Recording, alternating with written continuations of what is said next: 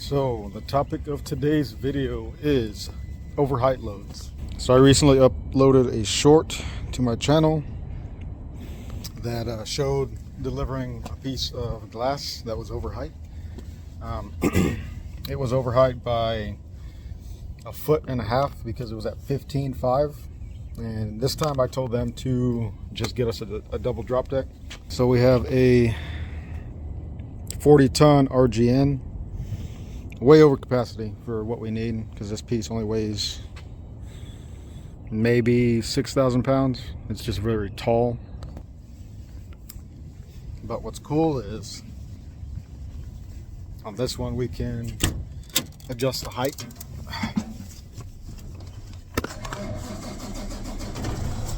We can adjust the height, and right now it's at its lowest setting, so there's 2 levers on it, and there's 5 different positions that you can set it while you're going down the road.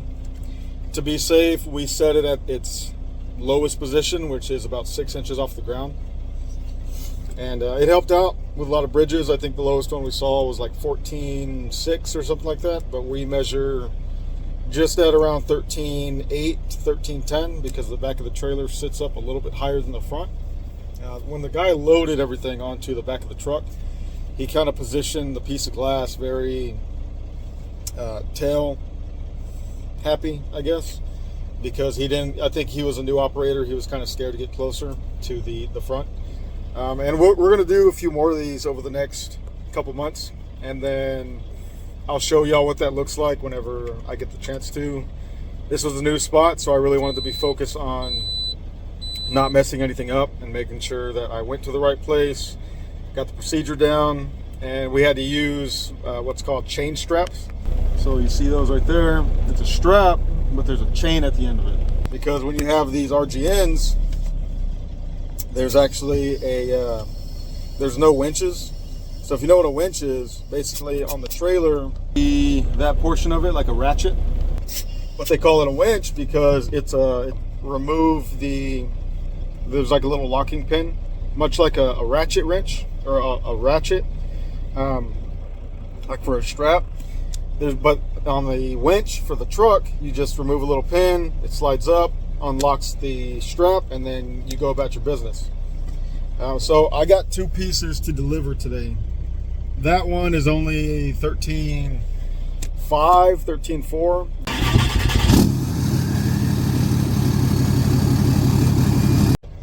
So when you're doing an overheight load in Texas, a lot of states, they have different load heights, but in Texas specifically, as long as you're under 14 feet, you're good. You don't need like a permit for a oversized load.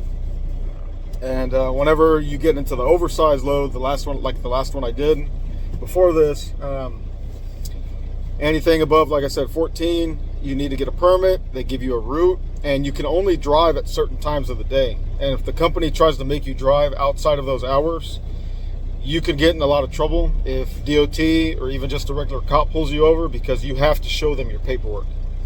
So if you're going to be doing overheight loads, just know every town and county you go through, they have different rules for oversized loads. So it's something to keep in mind, because I kind of got thrown into this account, and I just wanted to kind of give some information because I researched my ass off and figured it out. And we had one hiccup on the last run. There was a bridge, it was mislabeled, and I had to back up like 1.5 miles. I didn't get a chance to get any videos of that because I was trying to be safe. And the last thing you want to do is start filming content whenever you're in a situation where people could get hurt. But from that experience, I told them, hey, just get a double drop, which is what we have now. So I'll show you this last little thing. Yeah, I'll show you this last little thing before I take off, waiting to get some paperwork. So when you have one of these, you either have a PTO or a wet kit, and it usually has some type of fuel source. And what it does is it runs a pump. I didn't know this, but it runs a pump and for the hydraulic line, because there's hydraulic lines going through there. You just kind of see the power, and then there's a couple of levers here, and you have your gauge, and then you have 2 levers. So this lever right here, this is a 40-ton Fontaine. Hopefully this helps somebody out if you're getting into the business. It controls that jack right there. And what that jack does is it comes down on the frame, and whenever you go to remove this, because the reason why it's called an RGN is because it's a removable gooseneck. And when you do it, you put the jack down, you undo the locking pin, which you literally just lift it up right here, and then you pull it out. And then you jack down as much as you can to get as much tension off of this as you can. And then you literally just unhook your lines, and then you pull away, and then this right here is going to be on the ground, and then you just drive whatever equipment you want on top of it, and then you reattach and you just go in reverse order. Now this one right here is for the height of the deck. So you go up, and there's 5 different positions on it. So it's kind of hard to see. Let me see if I can get you in there. Right there, you see those little notches. So there's 5 different positions. This is the lowest setting, which means that it's at its highest. And then as the trailer gets higher, it'll go up to its final notch right there. And all it does is it takes the tension off of the hydraulic line that you see, and basically keeps it to where when you're bumping down the road, you're not going to fuck up a hydraulic line. So I'll kind of go over the ratchet straps one more time. Usually I'd bring like some bungees, but we didn't have any offhand, so I just tied them. So this is a 4-inch strap. They're rated to 1,000 pounds, 5,400 pounds. So this is rated to 8,000 pounds because it's a chain, and because there's no winch points, like I was saying, usually these are mounted on the trailer, like on this one over here. So you chain it, strap it, and then just like a 2-inch strap with your pull trailers. I've never actually had to do this before, but you roll it, and then if you're going a long ways, you can tie it with something. I would recommend zip ties or bungees, just to make sure that this isn't going to be flapping around, and it actually did a pretty good job at holding it. So this one's a lot tighter. Double knot it, same thing, and then yeah. So the last thing I'm going to mention before we get the show on the road, I'm just going to set y'all up on the back. If you do content while you drive a truck, a lot of people don't understand how much more you can see. For example, you got 2 mirrors, and then 2 side mirrors, and then this little one gives you a lot more view of your, like a wider field of range. And then which is why whenever I get my own truck, I want a day cab. You also have a back window.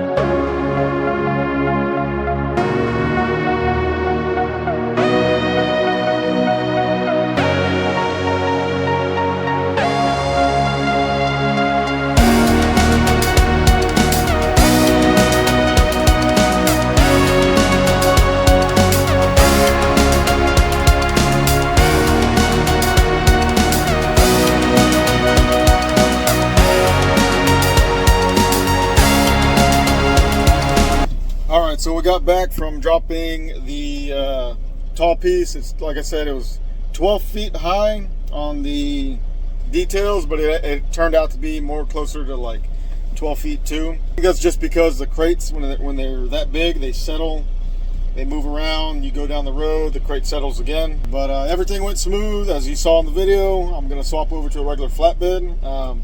Hopefully I can get some of that filmed as well. But yeah, other than that, I hope y'all enjoy. And then the last thing I'm going to show you before I cut out the video or cut back to some more pulling the trailer is how to drop this thing.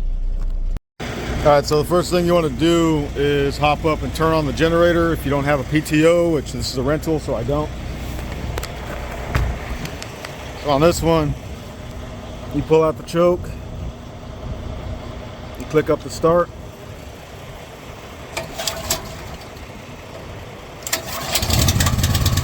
Push in the choke.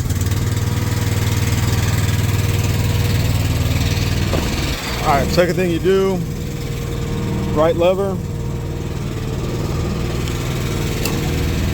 pick it up, and then once this is clear,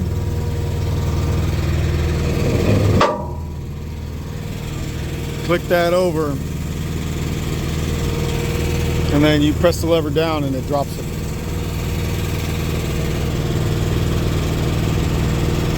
Sorry, my other camera died. This is as good as it's going to get this time. And then you just go all the way to the ground.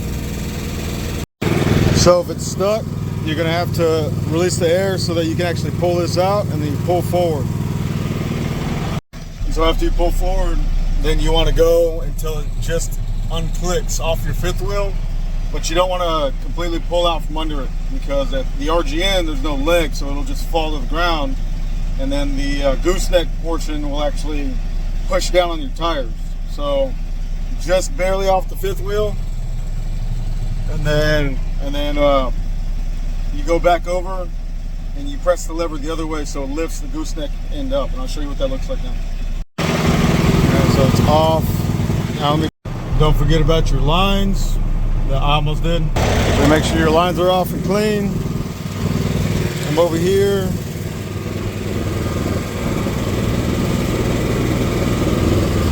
And then as you press up on that, it's going to lift up on that gooseneck. I'm sorry, press down, it'll lift up on that gooseneck. Press down, it'll put some tension.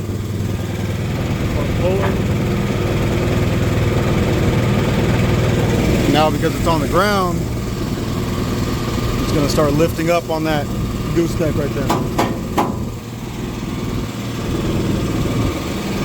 And boom. There you go.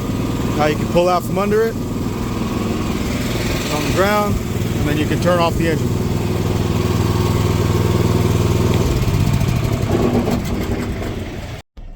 All right, so it was a little bit choppy. It was kind of loud and the wind picked up, so hopefully you heard everything. But I'll lay it out again and then repeat parts of the video to piece it together with my voice. So the first thing you want to do, pop the air line, put your lines in. I did that a little bit out of order. After you put your lines in, that way it locks the rear brakes on the trailer. And then you want to drop the trailer all the way down, so that second lever go all the way down until it touches the floor, takes the tension off the truck. And then anytime that I've disconnected from this RGN, I've had to come back in the cab, hit parking brake, and kind of let it go back and forth and find the balance point, because my kingpin lock was actually locked. That right there, that little lever right there. And so it was locked, so I had to back up a little bit, relieve the tension, and then I could yank on the lock, because it's a manual lock.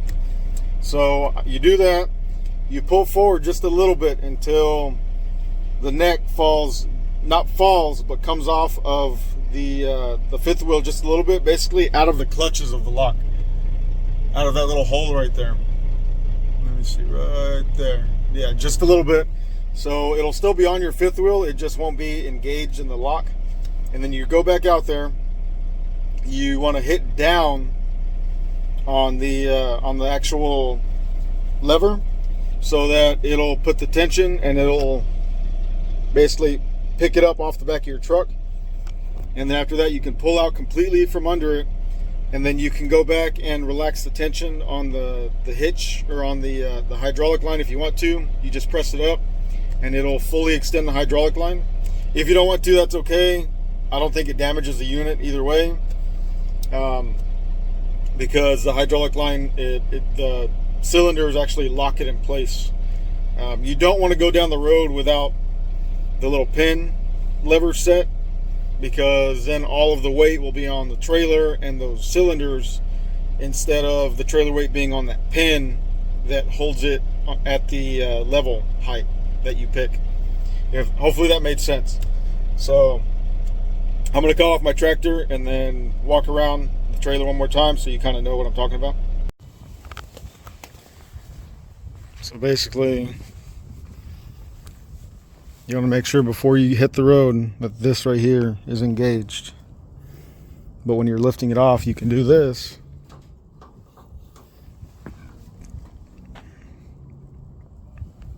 But it's okay to get it off your fifth wheel. So yeah, so that's pretty much how you drop it. So I got one more to take, one more piece of glass, and then after that I think we have a climate load. So yeah, just a little bit in the life of what I do. But yeah, I hope you enjoyed. I might be able to get the second portion of unloading the glass. If I can't, my camera died and my second battery is dead as well, so it's charging, but we'll see how it goes. But please like, share, comment, subscribe. I do this kind of stuff, sparingly. And then the next time I go, I'll take you down to Houston to the port where I pick up the piece of glass. And then, yeah, I'll show you a little bit more of what I do. All right, thanks for tuning in. Please like, comment, share, subscribe below, and I look forward to seeing you on the next one.